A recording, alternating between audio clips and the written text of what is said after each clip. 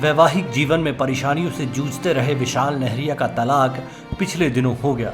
दोनों पक्षों ने आपसी रजामंदी और सौहार्दपूर्ण रवैये के साथ साथ समझदारी भरे कदम उठाते हुए अदालत में तलाक के लिए आवेदन किया हुआ था। माननीय अदालत ने दोनों पक्षों के अनुरोध को मानते हुए तलाक को मान्यता देते हुए अपना फैसला सुनाया। इस फैसले से पहले विशाल व उनके परिवार के खिलाफ दर्ज घरेलू हिंसा के मामले को भी वापस ले लिया गया। गौरतलब है कि नव विवाह के चंद महीनों के बाद ही पति पत्नी में तनावपूर्ण हालात बन गए थे। इसके बाद सोशल मीडिया पर काफी वाद विवाद भी हुए।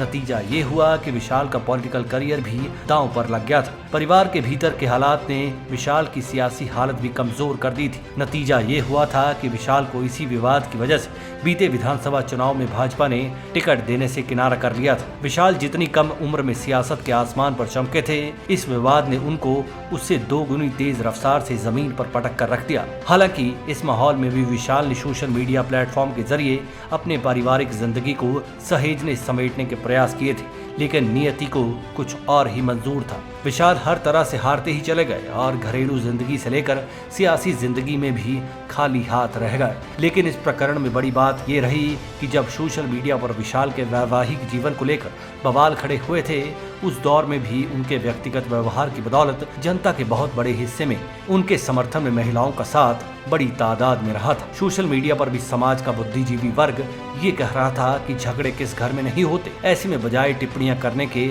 इस मामले को पति पत्नी के बीच ही रहने दिया जाए। खैर, अब इस मामले में दोनों पक्षों की आपसी रजामंदी और समझदारी के चलते दोनों ने अलग अलग राहों को अपनाया, जिसे सुखद खिताब ही दिया जा सकता है। दोनों के भविष्य के लिए शुभकामनाएं।